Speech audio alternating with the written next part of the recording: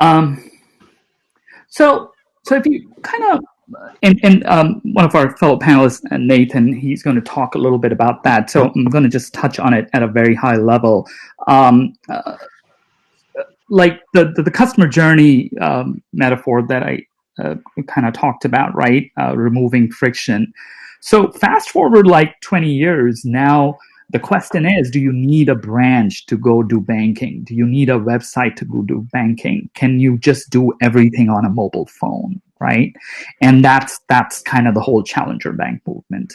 And incumbents are doing that. Like the banks are also releasing branded challenger bank or just mobile bank application where everything you do, you don't need to kind of go into a branch or go call in even for certain things. You can open an account, you can transact, you can pay, you can get other products and so on and so forth. And there are different flavors, and I want to touch on it briefly, right? So there's definitely the established challenge banks. You've probably heard of Chime, which just closed around for like 14 billion recently. Varo and Nubank, like in Brazil, it's global movement. Obviously, a lot of the big tech like Apple Pay and Google Pay and Samsung Pay and Paytm, they're kind of more coming from a wallet, kind of that more in the payment space, if you will. A lot of the sharing economy vendors like Lyft and Uber has kind of dropped because of the pandemic. But in Asia, like Grab and Gojek is kind of the Uber of Indonesia. They're all big into fintech. So basically, not only can you order a taxi or a car or a ride for going from place to place, but you can use it to pay for other things, integrate your loyalty with it, and we all have wallets basically. So in fintech, we see like three different players, right? As you can see in this chart. So there's obviously startups, big and small, that are disrupting and changing the way you do your financial services. There's big tech that is doing predominantly in payment, but folks like Google and Amazon are even bringing in cloud digital and working with banks. And then the incumbent banks, the large banks like Wells Fargo, one of our panelists works there, and East West, they're investing a lot of capital in building some of these digital capabilities. And the stuff on the left, right, and the bottom, so the neobanks, we kind of see them more as end-to-end digital banks. So there's the part of digitization just of the skin. So you have the app, but you still have the bank in the back, which is kind of the traditional bank, the traditional core, and the traditional operations. Whereas if you digitize end-to-end, that's how we define neobanks. And there are a couple of flavors of this. Marcus from Goldman Sachs, right? Goldman Sachs was never into consumer banking, but now they have a big product called Marcus, which is for consumer banking. It's all digital. And there's a bank in Germany called Solaris Bank, right? They have the same kind of customizable banks, so fully digital, no branches. And one point I'd say, kind of on the left around segment-specific challenger banks, right? So a lot of these fintechs are more general solutions, right? SoFi and Chime, they're appealing to everybody. Yeah, there is a little bit of millennial focus because millennials and more the younger generations are more attuned to using some digital capabilities. But there are now a lot of folks, like some of the logos that you see on the left, right? Step, for example, is a challenger bank that is focused on the teen or on teen banking, so the 13 plus year banking. Purple and Copper, they're similar. One of them is for special needs or disabled folks that can use banking services. For example, like some of in the audience, they might be expats from India, right? We're coming here occasionally or coming here on a visa and things like that. Your banking needs are very different than, say, somebody who's already here, right? And some of these segments of challenger banks are actually addressing both things. Right? So you can open an account right from when you're leaving India, and you can transact in multiple currencies. And crypto, I a little bit about. So Lakshmi, how are we time? Do I have a 5 minutes, or how much time do maybe 2 to 3 minutes. Okay. Let's quickly move to the crypto slide. So this is a recent kind of blog, and some of these links, these are public kind of blogs and publications from on the iValley website. You can go, and I think Lakshmi will forward you some links as well. So in blockchain, this has evolved, right? 2008 is when the Bitcoin paper came in, and we see that the space has just exploded, right? There was a big boom in 2017, and then there was some chaos around regulation compliance. The SEC came out hard, but if you step back and look at that space, right, it's a lot of things going on, and this kind of breaks it down. There is infrastructure and exchanges, right? People who are kind of creating the foundation of distributed ledgers, and there's coins and tokens, right? Which is like Bitcoin being the biggest one, right? Everybody knows about them, but there's several of them, and then the several flavors. And then there is enterprise application of distributed ledgers or blockchain, which is, and there you heard the same term called DeFi or decentralized finance, right? So quickly going over the categories and subcategories there, and some of the logos are there. As I said, you can see this paper on our website. So on infrastructure, so you have things like Coinbase and Binance. These are exchanges where all these distributed or cryptocurrencies are traded, or you can buy them and you can connect to them and things like that. So they are the modern NASDAQ, if you will, right? But they're trading these things only for cryptocurrencies. There are other platforms, right? So IBM Hyperledger is one of them, like Ethereum, you might have heard, or R3, which is kind of was a consortium of banks, has a platform called Corda. So these are kind of the new app servers, if you will, right? If you if you remember the Java app servers from 10, 15 years ago, these are kind of the distributed ledger app server or blockchain app server, for lack of a better word. Coins, we talked about it. Couple of things, right? So even though cryptocurrency is called a currency, but it's not really always a currency. Like, I'm not a lawyer, but SEC has published a lot of guidelines around what is a security token versus what is a utility token. Security token, as the name suggests, right? It kind of almost represents a security or an equity, right? So say if you have a small business and you want to fractionally assign ownership to somebody, like you would create stocks, right? So you could do that using tokenized or blockchain as well. And it's a very heavily regulated space, right? There was a lot of problems in 2017 around that. So it's if you're looking into it, you should get good legal advice and look at the legal frameworks and stuff like that. Stable coins. And see, I'm running out of time here. Stable coins are just kind of blockchain representation of fiat currencies. So a stable coin is not like Bitcoin, which fluctuates in price. It's always pegged, say, to the US dollar or any other currency. And CBDC is a new trend. I think we'll see more of it. The central bank issued digital currency, right? So the US Fed or Singapore Monetary Authority and these guys, they are looking at how they can issue currency just like they issue $20 and $100 or other currency directly to users. So this is something we'll hear more about it. And application, maybe I'll pause and let the other speaker get some time, and we can take some questions definitely at the end. Sure. Thank you, Paddy. That was so insightful. Yeah, I've definitely read about, and it's very interesting to read about Green Dot, which is also like a branchless bank, which started off its BaaS, right? Banking as a service. So we have heard of IaaS, PaaS, and SaaS, which is infrastructure, platform, and software as a service. Now it is banking as a service. So, and they are partnering with Walmart to get that going and help the unbanked gain access to the banking services, which is amazing. So with that, thanks, Paddy, and we'll move on to our next speaker, who is Sunil Singh. And thanks, Sunil, for joining us again.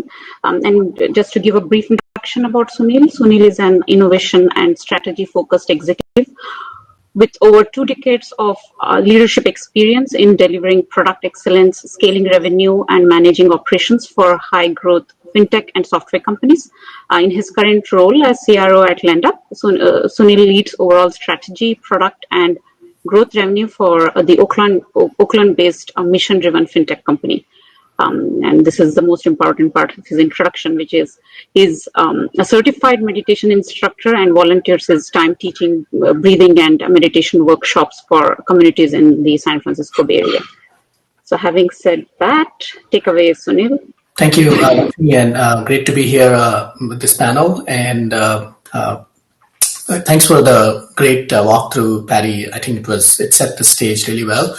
I'm kind of sort of piggyback on what Patty shared and try to give a more sort of a meta macro view of what has happened. I think Patty talked about sort of the earlier fintechs. I think we can think of companies like PayPal, and the way these companies were created, the first generation of fintechs were essentially focused on a very narrow problem. So I think PayPal, how do you get money movement for these small sort of entities who are trying to sell stuff on eBay and things like that? That's one of the early use cases.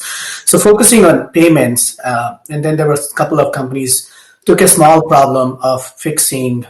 If you go back to the previous slide, just Lakshmi, a specific part of the financial services, maybe some people were building a part of the front-end experience and content and things like that. And there were a couple of companies like doing infrastructure. Yardley was one of the ones which allowed people to get bank data to other companies, sort of becoming the middleware for interoperable data across many different banks. That was very hard to sort of navigate through back in the day. So that was sort of the first generation of companies that came about. And they quickly grew and built a pretty reasonable sized business, whether it's in the banking side, whether it's in the payments or infrastructure. And they realized that in order to continue to sort of scale and go beyond where they started, they need to rebundle. So what it means is that when you start with, let's say you are just offering personal loans, let's take Lending Club or Prosper and one of these guys, or even Robinhood, they all start with a very specific problem. Robinhood sort of democratizing the investment, the wealth management investment part of the equation, whereas Lending Club making personal loans available. Then there are companies like Cabbage on the SMB side. They all recognize that in order to provide full suite of service where they can become the de facto provider, they need to add other layers. So the rebundling essentially becomes where they start building the full stack of what we call the banking and financial services. And we'll look into the slides a little bit later. And then infrastructure-wise, there are companies which may have started with one area. So let's take Stripe as an example. Stripe started with APIs for acquiring the merchant payment side of the equation. But then from there on, they have sort of expanded into other parts of the infrastructure where they are essentially a one-stop shop. If somebody is a small business wants to get their business license set up, they get a business bank account, and also they are adding other services around the card issuance side. So they are not limited to just the infrastructure for acquiring. They have gone and added other parts of the ecosystem so that they can cover as much ground as they can with their customers. And from there on, I think, which is sort of the intersection of rebundling and some infrastructure companies enabling, we have what we call the embedded fintechs, which are essentially at the intersection of payment, commerce, and banking, all coming together to unlock tremendous amount of value in the market for both end user, consumers, businesses, for commercial payments, and even for global sort of commerce to facilitate through the embedded fintechs, right? And essentially, it's enabled by the infrastructure companies, which have made it easier to offer financial services for anybody. And we'll look at some examples. So let's keep going to the next slide. This is again an example of what unbundling looked like. So if you look at, this is essentially what somebody has done, and at CV Insights, it's a little blurry, but Wells Fargo, if you look at their dashboard, the main website, they have all kinds of services. They have mortgage, they have wealth management, they have banking account. And essentially for each one of them, you see a bunch of companies that have come up over the years. So in the lending side, you have Elevate and Opportune and Self-Lender and all kinds of companies which help with building credit and sort of speaking to the subprime market.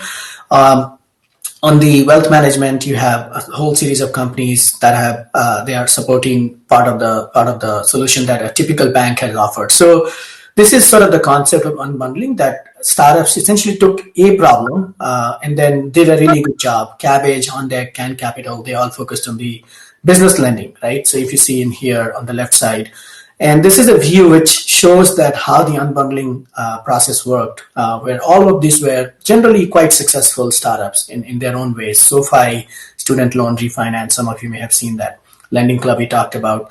So this is sort of the first stage. And then if you go to the next one, the next slide, as they started and taking some of these companies in the back.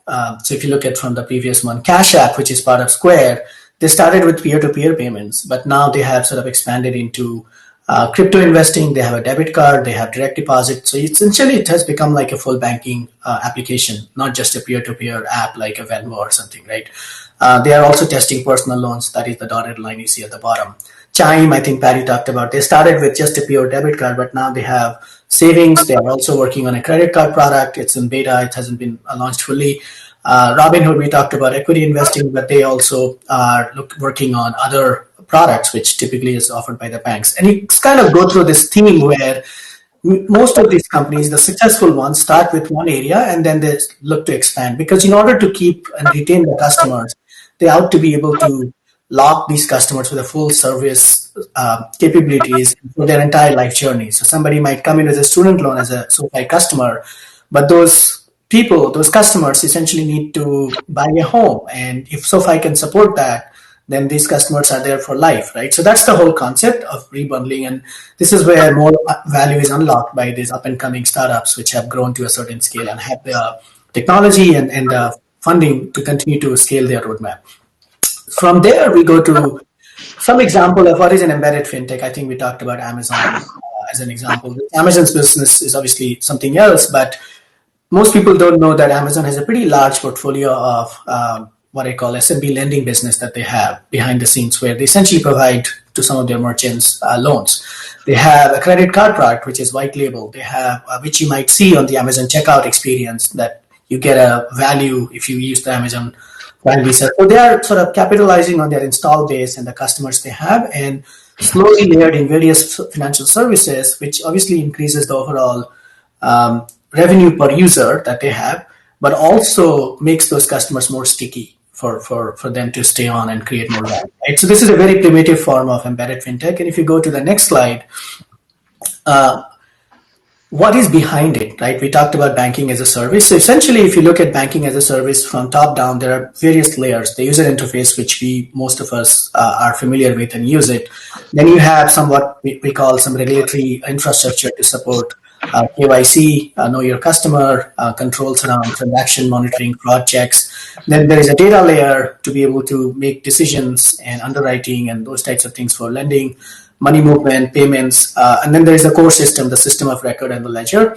And all of this is now available as a service. So essentially there are companies which specialize in each of these slices that you see, and they have built pretty decent business. So in the core systems, you have companies like Camber, and on the card issuance, obviously we have Marqeta, PayNearMe, Transcard. All of these guys have Stripe, obviously on the payment side. So each one of these slices is supported by a bunch of companies that have built a pretty reasonable business.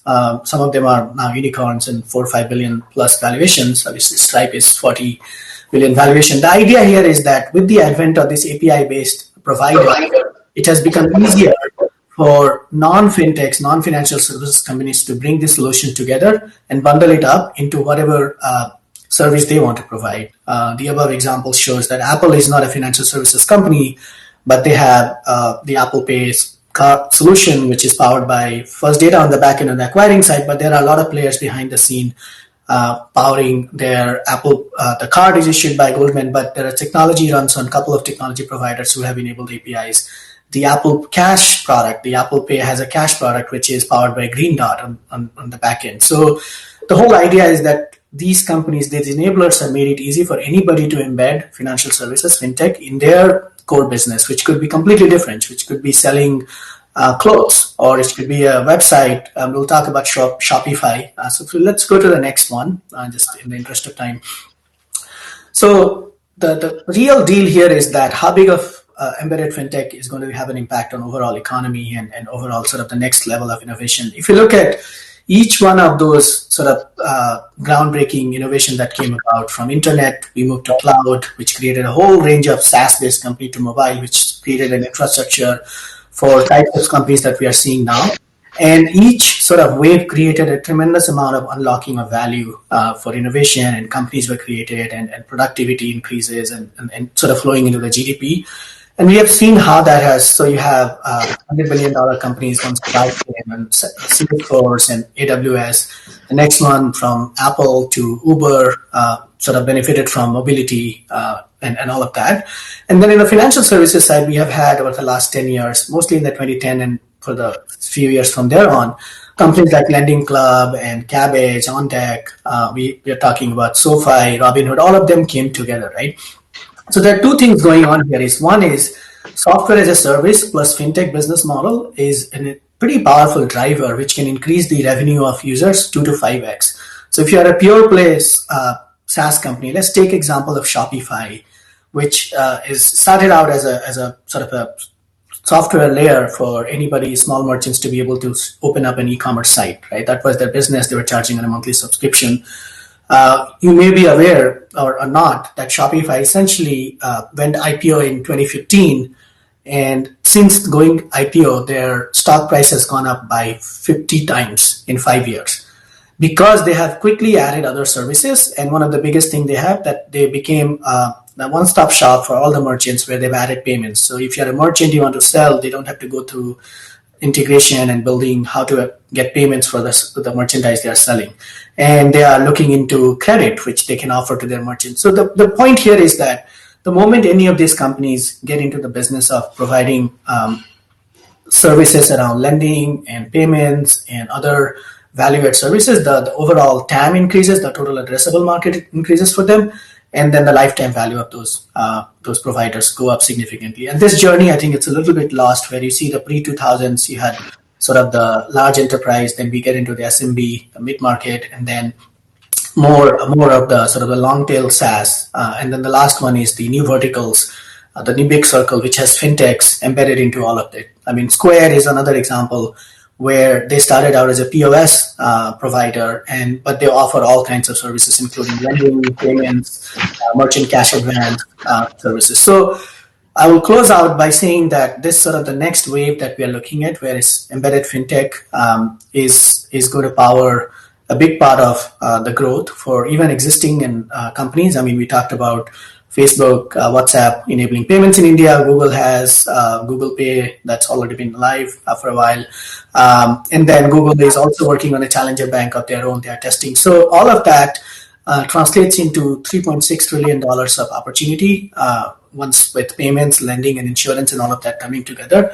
And we will see a lot of companies either from a technology perspective, providing the core building blocks that we talked about, and there'll be a lot of valuable companies there. And there will be large players who will benefit from it, continuing to have more success. Obviously, the Amazons, Google, Facebooks of the world. But there will be other players as well. Shopify is another example. Their market cap went 50 times in a matter of 5 years. So it's tremendous opportunity for anybody who's looking to sort of ride this wave. And I think some of the things, the enablers might change with blockchain, and the underlying technology could shift as well. But the core fundamentals of creating business value through fintechs is a key message here. So with that, I will hand it over back to Lakshmi. Yeah, thanks, Sunil. That was pretty detailed and very good to know more about embedded fintech. And as we all know, in digital era, convenience wins. And instead of dealing with separate banking providers, customers can get access to tailored banking services that are seamlessly embedded in their customer journey. Yeah, great. Thanks, Sunil. And moving on to our last but not the least speaker, here is Rakesh Nambiar. Rakesh Nambiar is the Chief Technology Officer of Digital Bank at East West Bank. He is responsible for all aspects of technology that helps with the growth, execution, and operations of the digital banking business. And before East West Bank, Rakesh held various roles with US Bank, including SVP Head of Digital Banking Technology, CRM, and Analytics Platform that was leveraged across customer, wealth bank, and commercial and merchant business. Having said that, Rakesh, the floor is all yours. We can't hear you, Rakesh.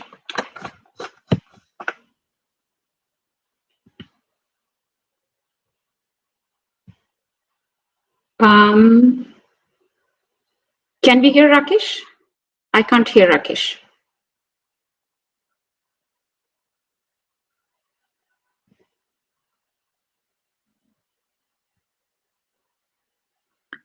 Yeah, we can hear Rakesh. Yeah, Rakesh, we can't hear you. Okay, but you can hear me, right?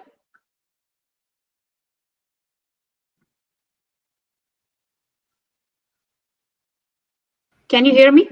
Rakesh, maybe because of your headphone, I think it's not picking up the signal. It might have to change the setting.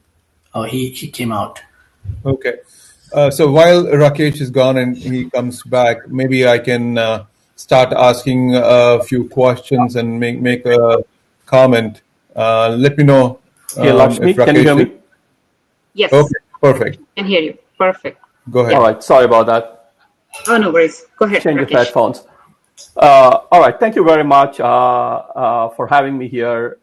Amazing discussions, but Sunil and Patty, that was very informative in terms of the details. So I think one of the things which maybe I'll focus on maybe is more of the details of all those icons that you saw of all the fintechs and all of those slides that came in, and every one of them which creates an ocean of these technology companies. I happen to have the pleasure of having built one ground up. So when we started off Velo, that was the whole discussion. A lot of these interesting ideas that Sunil and Patty were talking about, and prior to that, were Lakshmi was mentioning, was the area that we are going on. The first and foremost, let me do this by doing a separation between digital transformation that happens in every large bank, any brick and mortar bank, and what neobanks would mean to me. And I come at these experiences because how a neobank tends to work towards the target segment almost always tends to be the reason why some of them are very successful and some not, and obviously on the other side of it. A discussion in these banks tend to become more about process and also about how technology is actually how change in technology or a culture about design thinking and other things tend to impact few teams and essentially doesn't impact the entirety of this very large bank which actually exists.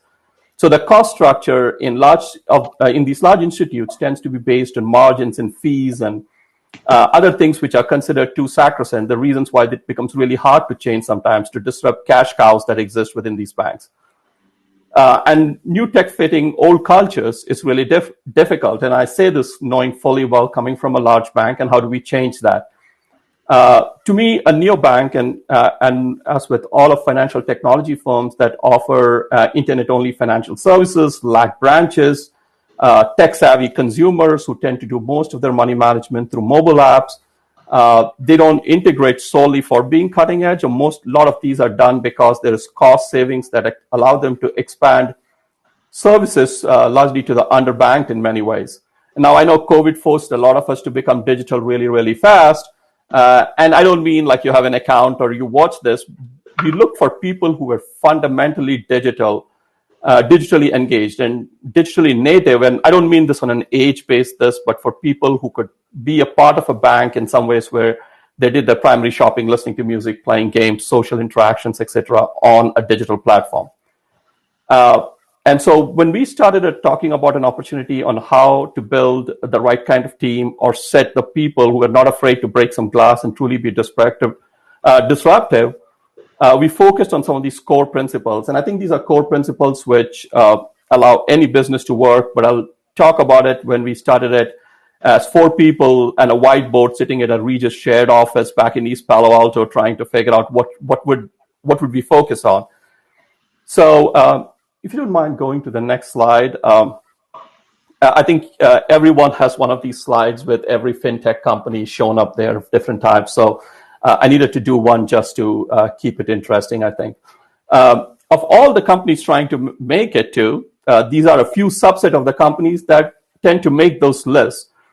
This was the pool we were diving into as a company starting from scratch, and we had to ensure that we had a niche that we could focus on and that would help us stand out in this crowded field. Not just a fintech challenge in some ways, right? Chase having to shut down its digital banking offering around Fin. issue that they ran in when they started it is they thought about of running it in an existing technology infrastructure. Ended up that they were also building their physical branch infrastructure, and eventually things like PFM, etc., was not big enough a value add for its customers for it to move to a platform like Fin. On the flip side, Chime, I think it's been mentioned here often, has built like a super easy search and navigation tool for its customers, kept the product set simple when it initially started, and simple balance updates and real-time spending has gotten it to have a serious amount of money on its books and customers who looked at it. When we were doing it, we focused on the Asian American immigrant population. We focused because they were the largest number of immigrants coming into the country pre-COVID, and also the largest population of students coming into U.S. universities. They were also the community with the largest number of businesses that they were operating. When we started that up as a company, we were not going to jump into the pool and think about acquiring millennials or being a one-feature offering like Fin maybe, or get into a food fight with the largest banks and trying to be everything for everyone. So we spent a lot of time honing down on what's the best way to onboard these customers. And then if you don't mind, go to the next slide there. Takes a lot of testing and refining for each one of these customer experiences that comes in. We focused on an MVP, starting with what is it that precisely our customer segment focused on and what they worked on. This was possible in many ways pre-COVID, where you could sit with customers and kind of do it, but it was a sort of a real-life testing, which was critical in identifying customers as actual value that we provided to them as opposed to what people would come back and tell us. We did a lot of focus figuring out whether, with multiple iterations on figuring out what our target segment would want to and look at, and went through about 4 or 5 of these iterations before we wrote even a line of code, no React, no Swift or Kotlin or any one of these technology sets where a UX starts to be built. But after about 6 months of going through this, what we came up with was almost hit when it came out in the market. It instantly was a success with the target segment. And the reason I bring this is, as we get to the next slide, I will talk a little bit about why neobanks succeed. Traditional banks have large capexes. They run hundreds of millions of dollars to get to this, while their neobank counterparts tend to operate in a much more smaller environment, 30 to 40% of them almost being generous in some ways, that they operate at numbers which are much smaller than this.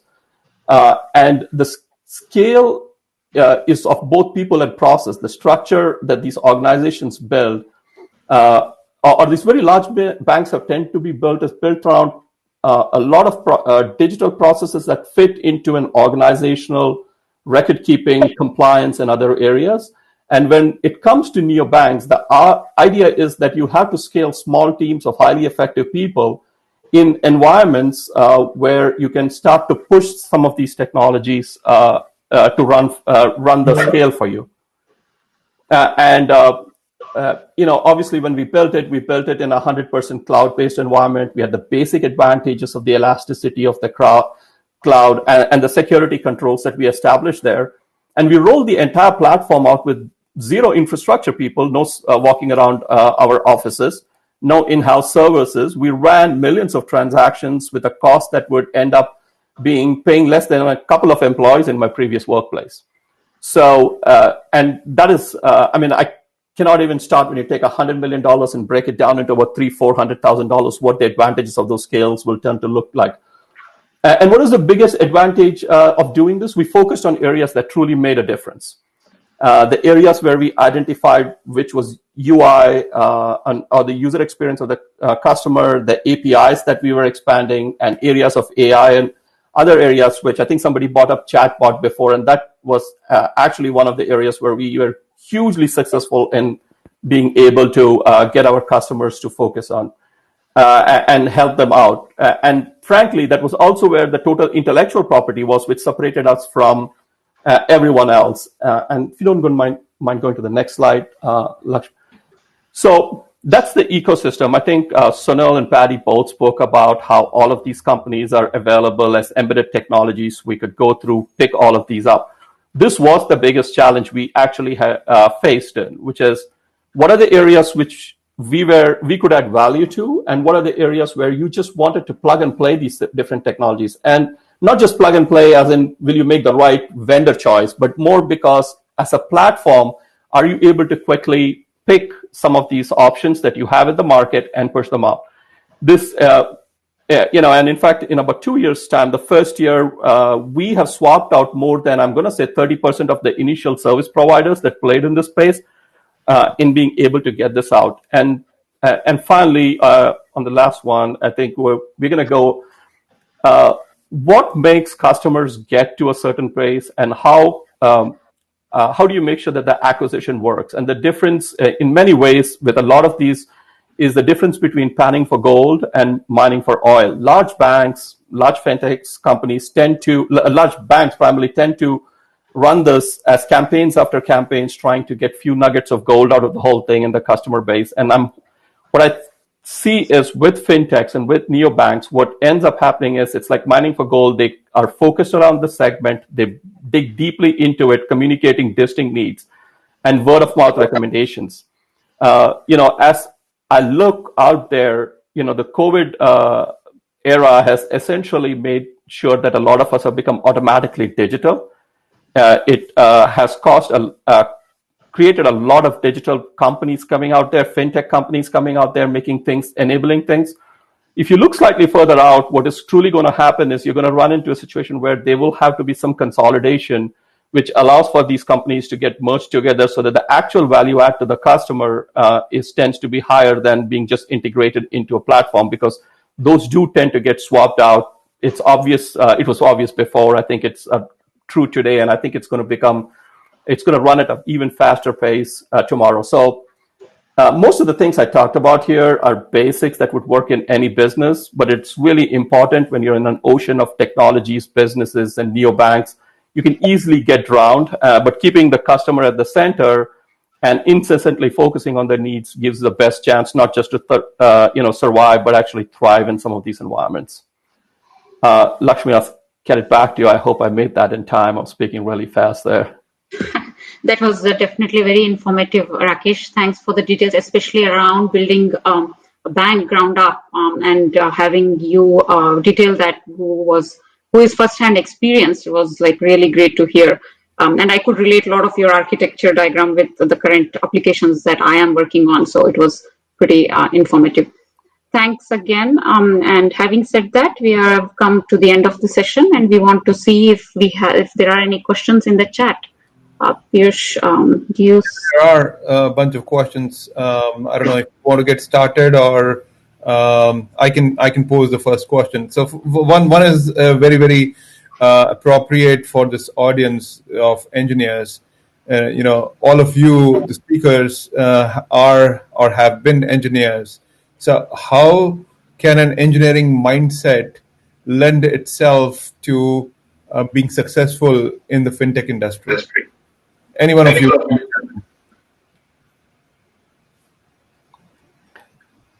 I could start off with this. Look, I think ultimately when I look at a lot of the solutions, they get driven by engineers because they understand the inherent inefficiencies that get created in a lot of these platforms over time. So what happens is there is a lot of bottom-up thinking that goes into it to say that how do you take cost out of an equation and make it faster and efficient. And I think fintechs do an amazing amount of job. I kind of alluded to some of this in the cost structures that go into a regular company versus this. These are engineering options in some ways to figure out how do you make APIs simplified, how do you take out customer friction by having the right kind of experiences come out to the top and be exposed in some ways. So I think engineers at every level, whether it is the front-end application, the API tiers, some of these toolings that go into it, are people who actually drive a lot of these changes. The idea is to focus on potentially your area of expertise in and around it and try to figure out efficiencies as opposed to getting drawn into the swamp with everyone else. Great. Now, thank you for that, Rakesh. There's a question that's coming out from Raj Mohan. Raj, do you want to come on the stage? I can invite you on the stage, and you can turn your camera on and go from there. Just let me know. Raise your hand if you are ready. And Raj had a question, and I want to make sure I give him a chance. Mohan, I'm bringing on to stage. You can unmute yourself and make your camera on and ask a question. And while I'm awaiting his response, I will give one more second. He's trying to get camera permission, so I still don't see him. Just next. Okay. Yeah. Are you there, Raj? All right. I'll go back and ask his question then. His question is, for how many more years paper checks in banking will exist? Will it go away totally or reach a minimal point? Sunil, you want to take it? I can. Go ahead. So I think checks, if you think about them, they've largely decreased quite a bit, and they're only prevalent, I think, in the U.S. compared to, say, Europe, Asia. They have some advantage, right? So it's a push payment, right? So if somebody you don't want to, if you don't, Raj, sorry, you need to mute yourself. I already asked your question. Okay.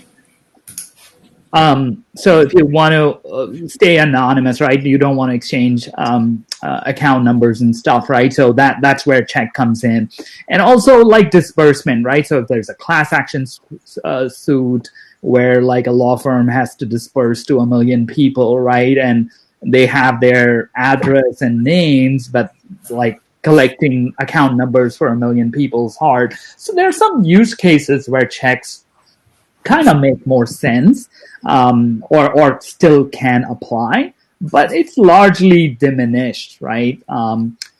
We still, meaning to be honest, we still use checks sometimes, right, to pay stuff and things like that for people who are not on Zelle or not on Venmo and things like that for P2P. So I think they will diminish, but I don't think they'll go away in the US. Yeah, if I may add to that, I think a lot of the check payments, I think what Patty alluded to on the consumer side, but also a lot of commercial payments, smaller guys, small businesses. And I think that is the long tail which might sort of drag on. And that's where you probably see the volume. But if you think about checks, I think in the early days, even the bank-to-bank settlement used to happen between checks. Actually, bankers had people go to another bank, actually fly or travel and collect. So we have come a long way in that process. And I think even for the disbursement that Patty was talking to, there are companies which have taken what they can issue a virtual card that comes on your app, or they don't need to, all they need is your phone number and email, and they can generate a virtual card or a prepaid card with, let's say, $25 that some class action lawsuit guy needs to disperse, or maybe an insurance payment for $300 that is due. So I think that is already happening, and it's just gaining momentum. My comment will be that the commercial payment where you give a check to a plumber who comes to your house, and even there, I think the intersection of the peer-to-peer and all of that. So from all directions, it's headed in that place where check payments slowly, I wouldn't say die out completely, but it will, the volume will be fairly small compared to what we see today. And I'll add a couple of more other statements to that just to cover it out. The reason check payments continue to stay in some way is I think the rest of the world in many ways had progressed to real-time payments. That's right. Between people, between banks. And so, by the time the 20 or 22 standards kind of get established or whatever the ISO structures are, it's going to take time in this. I know our real-time payments is a focus with the government right now. There's the right rails getting set, but I've seen it for a while. what I'm hoping to see is over time in the next few years, when that becomes real, nobody's going to wait for a check to clear. Right. I mean, with a lot of the person-to-person payment that we see right now, there is more of real-time messaging and less of real-time money moving, actually, because it still moves on either, credit card rails would be a benefit, but largely on ACH rails is where it moves. So I think the time's coming. We are a very, when you have 5,000 banks and you cannot kind of take away the big 5 or big 7, start to go down a path. You need to make sure that the rest kind of have an opportunity to follow. And I think some of these standardization and real-time payments will get us there and effectively get it to a point, albeit slowly, like what Paddy and Sunil said, that it is essentially not going to be a real thing in our universe at some time here. So just a provocative thought, perhaps, and this is one of my comments. Disparage me if I'm off. It seems to me that the banking industry in the US is a laggard, and other parts of the world are making a lot of progress. And I want to take you back a couple of decades actually, when micropayments and things like micro lending were innovated out of Bangladesh, Grameen Bank, and Professor Yunus won the Nobel Prize for that. And about 10 years back, I heard in Africa, M-Pesa out of Kenya and now other parts of Africa as well, using mobile payments. And we were still using, in fact, I'm appalled at times that there are a lot of agencies here, when I've got to pay my kids' fee, they insist on a check or a banker's check, the first payment, before they can enable the automated payments. And even when we enable automated payments, they want to charge a fee of $2 per payment. I mean, that's not acceptable to me. I would like to get some real thoughts and unfiltered thoughts, if I may, from you guys. I think a lot of these things, the regulators come into play. A lot of these, especially bigger banking firms, regulation is where we get stuck at with modernization. But again, I'll let others speak as well to this point. Yeah, but that's my observation. I think maybe 2 or 3 reasons, right? I think Piyush is a good point. Meaning, I think the hypothesis or your assertion is correct, that even if you just take India, right? India's payment, UPI, the instantaneous real-time payments, it's much more sophisticated and much more faster and easier than, say, in terms of ACH, and inexpensive too. And they process much more high volume. So the reasons, kind of, as I said, multifold. One is that US has a legacy infrastructure, right? So US FedWire, US ACH, these were all built like much before India had electronic payments or the rest of the world had. So moving off from something that works takes time because there are vested interest and things like that. And the second, obviously, is regulatory regime. And every nation or every country has kind of their bank regulators. But in US, it's fragmented. So you have state regulators for money transfers. You have federal regulators like the OCC that kind of monitor banks. And then they're like the Fed and then the FDIC for insurance. So even at the federal level, there are 3 different regulators. But for a country like Singapore, there's only one regulator, MAS, that does all of banking and capital markets. So things, when they change, it's easier if you have one thing. There is a lawsuit in the First Circuit, I think, between the OCC and the state of New York, right, on who can regulate fintechs. The OCC is claiming that they want to regulate. The New York State is claiming that they are not banks, so OCC has no business. So there's a little bit of that politics and control that come in, which is healthy because you want to do the right thing, but it takes time for things to change. So it's a multi-pronged reason why it has not taken off as much as some of the other countries. But I'll let Sunil and Rakesh chime in as well. I think you captured sort of the 2 dimensions, which is the technology, the legacy technology, and almost the legacy regulation, which was set up a long time ago and which comes in the way. And I mean, being on the side of the business, I mean, I'm part of a fintech over the last 10, 12 years, and I see it every single day. I mean, you have all these different players to work through I mean, if you think about, I used to be part of a money transmitter license, and money transmitter license means you have to go and get license in all the states. About 35 states mandate it, the other 15 kind of get through. So it's very hard. We have seen some companies, I think I talked about SoFi and Varo. They went through a pretty arduous process to get their banking license. It took them about 2 to 3 years, millions of dollars to get through that process.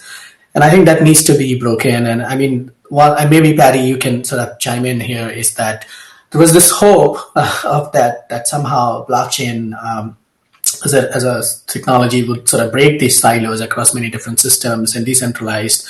But then even there, we haven't sort of come through regulatory sort of hurdles that have come in the way, right? So it seems like a spinning cycle in many ways for US. Yeah, no, I think it's market driven. That's the good point. But there's politics, right? If you follow that lawsuit, obviously the states and the feds don't see eye to eye. So it will take some time, but it'll hash out in the marketplace. Meaning, if you look at the EU, which is very top down. In terms of how they manage their payments, and a little ahead because of that. But innovation, if you look at it, comes in the US because it's free market and more open, right? You're not top down. So I think there's it's a balancing act, I think.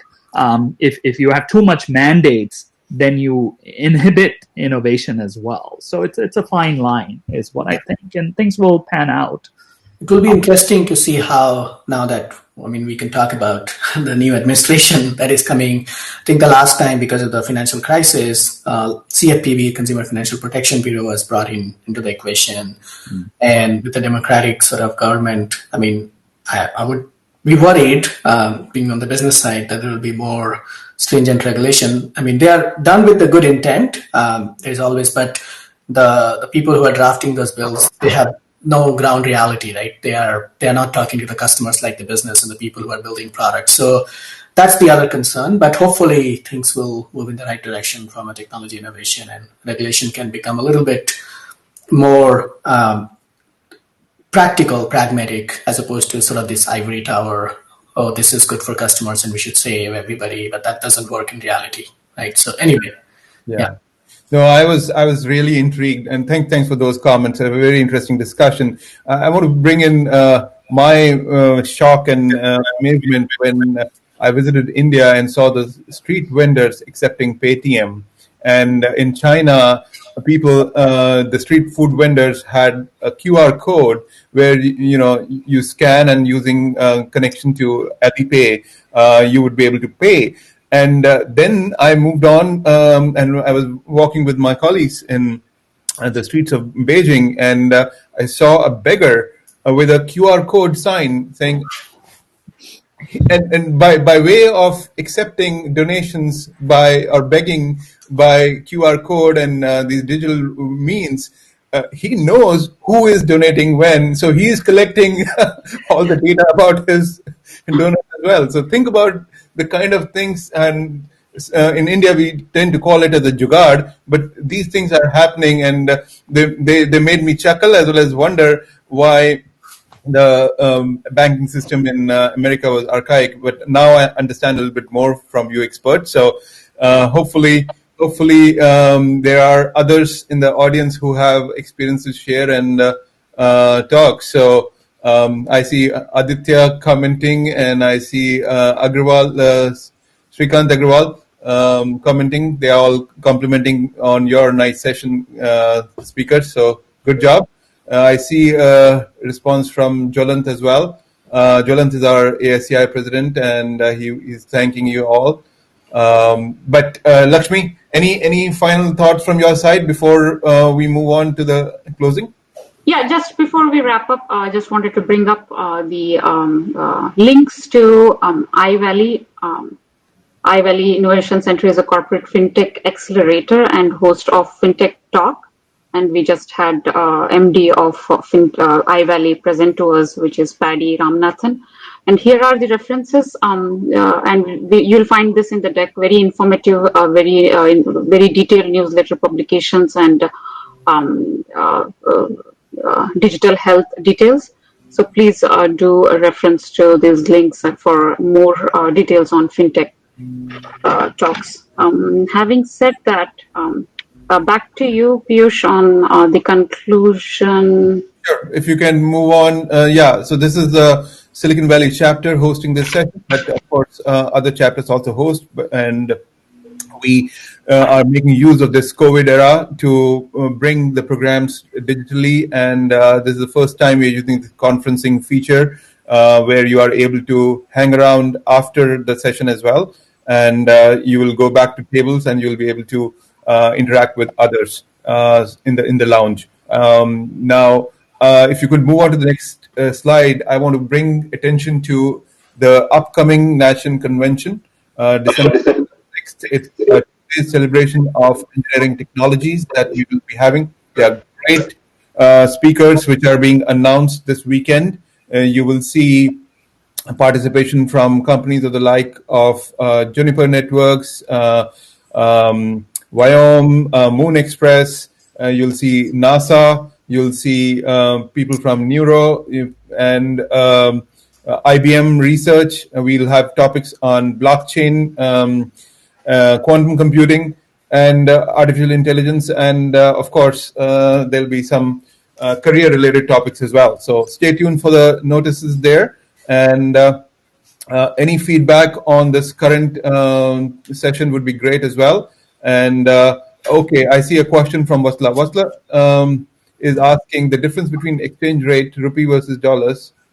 Okay, you want to come on the stage and talk, Vasla?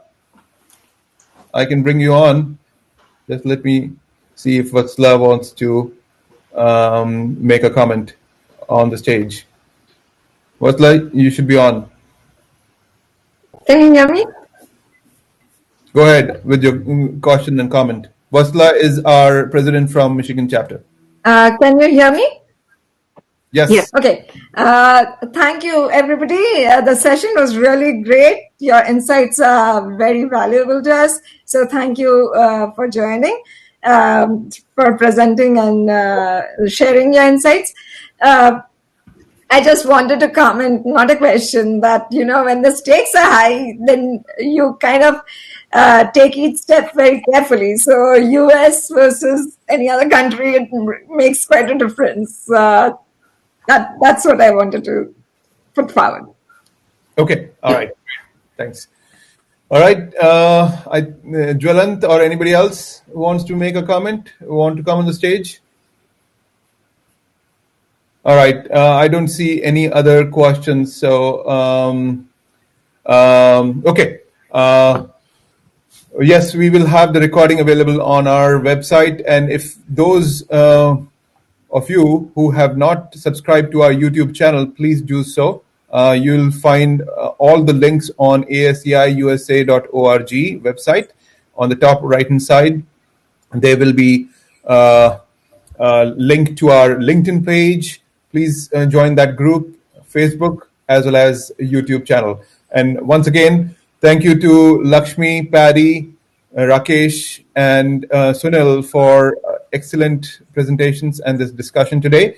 With this, today's session is concluded. Thank you very much. And I will end this session and we can go back to the tables where we can interact informally. Thank you all.